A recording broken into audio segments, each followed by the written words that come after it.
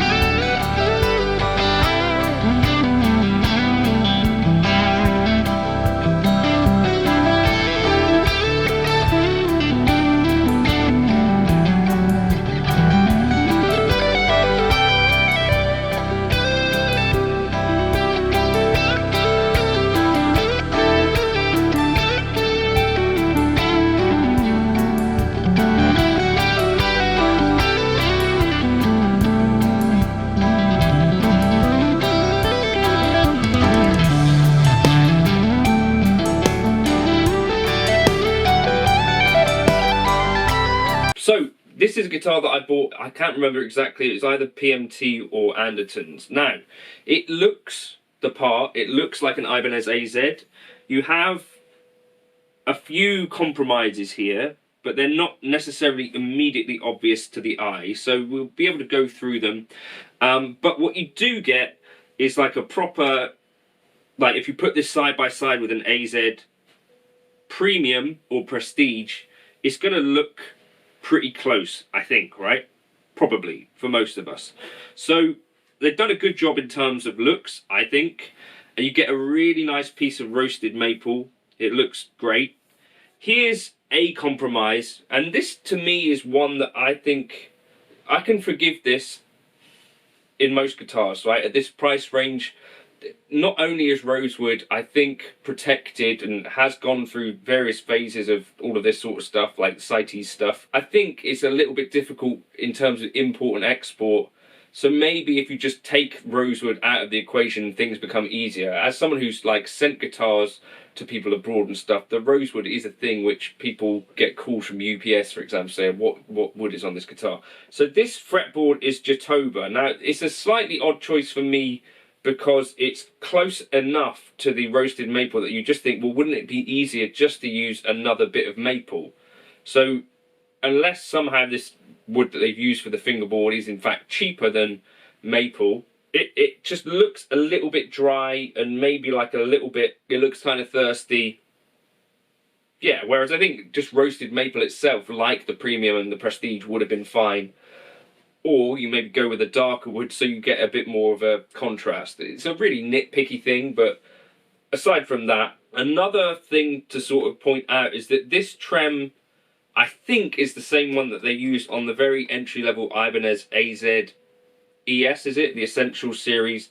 And so that might also be an area where you think, that is a little bit of a budget choice. But it's a 6-point trem, and I've not found it to be terrible at staying in tune, but I think it could be like some extra brownie points if they've got that maybe a little bit more stable. But with the help of a tech, maybe this nut, bit of lubrication, maybe this would work perfectly fine. If you're, you know, an aggressive whammy type of person, then this might not be the best guitar in terms of choice for that. Now, also we get locking tuners, which is pretty nice. Quite a few sort of premium-ish features on this, and that's not even before we get to the stainless steel frets. So at £500 price, stainless steel frets, very rare. The only other big manufacturer that I know of doing this is like the Yamaha Revstar Standard series, built in Indonesia, stainless steel frets as well. And Yamaha did a really similar thing in terms of having a standard and a professional that were basically the same specs, and you kind of just let people believe in either Indonesian value or Japanese build quality. This is the kind of thing that, like the Fender thing, it felt like they're protesting a little bit too much, because it's like, well, if you really believe it doesn't matter where a guitar is made, then don't compromise on the specs so much and just let the guitars speak for themselves to some extent. So I feel like if that Fender Standard had identical specs to a Player 2 and then let the guitar speak for itself, like keep those specs similar like Yamaha and Ibanez do. Also got this pickup thing that I'm not a huge fan of. Now, the one area that maybe I'd say Fender really does have an edge is fret polishing. So the fret job here is pretty good, but they've not polished the frets enough, and a rough feeling stainless steel fret, it turns out, is not ideal at all. And also, I don't know exactly what the radius is on this. I can't find it. Let me double check again. 12-inch radius, so that's quite flat. And then what that ends up doing, when you combine that with slightly rougher frets, is that for bends and vibrato, there's a little bit of a stiff feel to this guitar, which is not at all the case with the Fender Standard. So that's one area that I think, on this specific guitar, maybe this is not indicative of every single guitar coming out with the Ibanez Standard logo on it, but I would say that is one area that I'd particularly like Ibanez to focus on a little more, because if you've got a stainless fret, if it comes out unpolished, you can really feel it, and probably feel it for quite a while. I was joking with John on a live stream the other night about like stainless frets. Like you just play it off and you'll be playing it for years before you can polish those things out. Because like with normal, are they nickel frets? You can get, you know, by doing this kind of thing, over time, like your vibrato will start to naturally polish those frets. But these just don't quite feel right. Another idea might be to change strings, and that might equally yield some benefit. They're made in China. I don't know why I keep thinking these are made in Indonesia. But anyway, Chinese made, so made in a different factory to the Premium and the Prestige, but still maintaining that DNA, and some compromises, but I think ones that don't dilute the overall feel of the guitar down.